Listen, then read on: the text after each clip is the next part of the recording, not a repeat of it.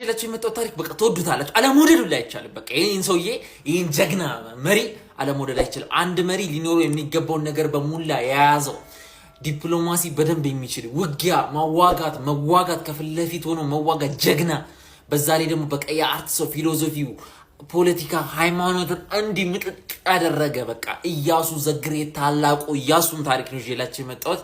ኢያሱ በጣም የሚገርም ልጅ ነው። ከልጅነቱ ስማርት የነበረ በጣም ጎበዝ አዋጊ ተዋጊ፣ አንድ መሪ ሊኖረው የሚገባውን ነገሮች እንዳለ አንድ ላይ የያዘ የሚገርም መሪ ነው ኢያሱ። ምንድነው ኢያሱ መሰላችሁ? ከልጅነቱ ትብታለች በቃ ቲኔጀር እንደሆነች ተበተች ማለት ነው። እና በቲኔጀርነት ደግሞ የ17ኛው ክፍለ ዘመን ታሪክ ነው እሺ የምነግራችሁ።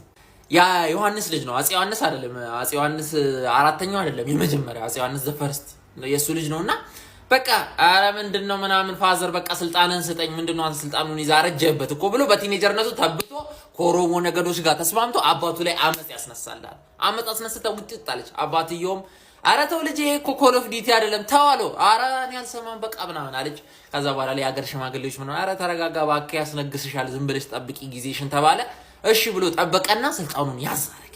ስልጣኑን እንደያዘ ታዲያ የኦሮሞ ነገዶች አስቸገሩ ማለት ነው። ጀለሶቹም አሉ፣ በጣም ጀለሶቹም አሉ። እሺ ናት ሁሉም አንድ አይነት አይደለም። እሺ እና ከጀለሶቹ ውጭ ያሉት ወሎ አካባቢ ላይ ተረበሸ ትንሽ። ምንድነው አላቸው። ሄደና ምን ፈልጋችሁ ነው አላቸው። ምንድነው ምን ፈለክ አንተ ራሱ ምናምን አላቸው። ምን ፈለክ? ኢያሱ እኮ ነኝ እና ብትወርስ ነው አለ። ነው ወሰደና ይዞ ሰጠት ነው በቃ ሰጠት በቃ ወስዱልም አንጀቴ ቂቤ ጠጣ እኮ በእናታችሁ። ቀስ አለና ደግሞ ወደ ቤኒሻንጉልና ወደ እንትን ምን ፈለጋችሁ አላችሁ። ደርቡሾቹ የሚገቡ ምናምን ነበረ ማለት ነው። ምንድነው ምናምን እነሱ ነው ወስዱ ሰጠት ነው። ኦቶማን ቱርኮችን ደግሞ በሳንክሽን እንደ ትራምፕ ሳንክሽን በመጣል እነሱ ላይ በዛ በኩል ግብይቱን በማስቆም ትናንሽ ነጋዴዎችን የሚያበረታታበት መንገድ ኮራፕት የሆኑ የጀነራሎች በቃ ባለስልጣን በየቦታው ህዝቡ የሚያስተቃዩትና ያስተካከለ ማለት ነው።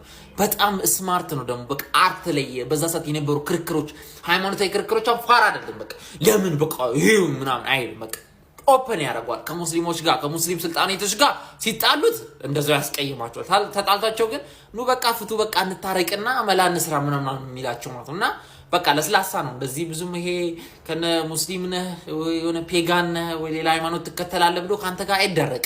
ብቻ ሀገሩን አትንካበት። የሚፈልገውን ነገር በቃ ማድረግ የሚፈልገውን ኢኮኖሚ ምናምን አትንካ። በቃ ሰውየው በቃ አንድ መሪ ሊኖረው የሚገባው ነገር ሁሉ አለው ምልክ። ለዚህ ነው በዛ ምክንያት በጣም ይወደዳል። እንኳን በወዳጆቹ በጠላቶቹ ይወደዳል። በቃ ኢያሱን አለመውደድ አይቻልም። ጠላቱን ብትሆን ትወዷለህ።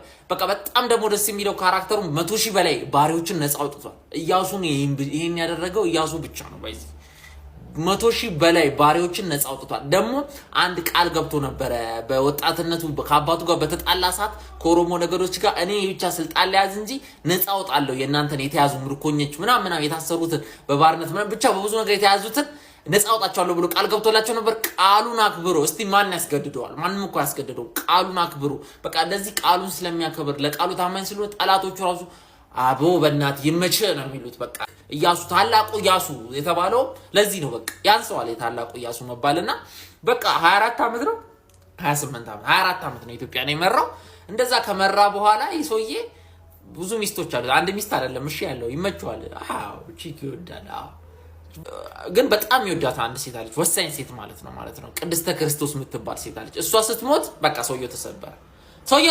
በቃ ምንም ስራ ምንም በቃ አረ ሀገሪቷ እየነደለች ነው ባክቷት በቃ ምንም እሷ ሞታለች ደግሞ ይላል።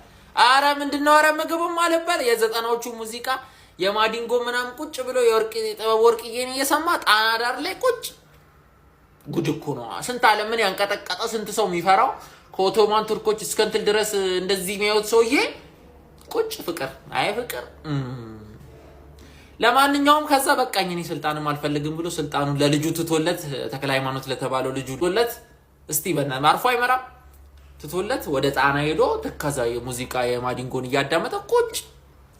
ከዛ ልንገርህ አሰማ ልጁ ካሁን ተመልሶ መጥቶ ስልጣኑን ይዛል። ህዝቡ ማማረር ጀመረ። ምንድነው ኢያሱ ይምጣልን እኛ እንደያዙ ጠላቶቹ ራሱ አረ ኢያሱ ይሻለናል ማለት ጀመሩ። ከዛ ልጁ ይሄን ቀንቶ ከእንትሎች ጋር ተባብሮ ልጁን ኢንፍሉዌንስ አድርገውት ነው ይባላል።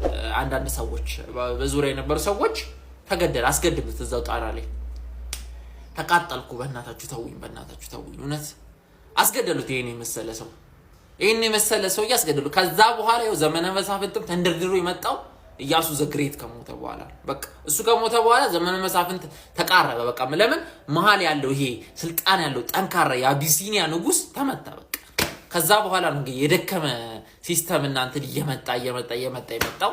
ይመቻችሁ። አረዘምኩባችሁ።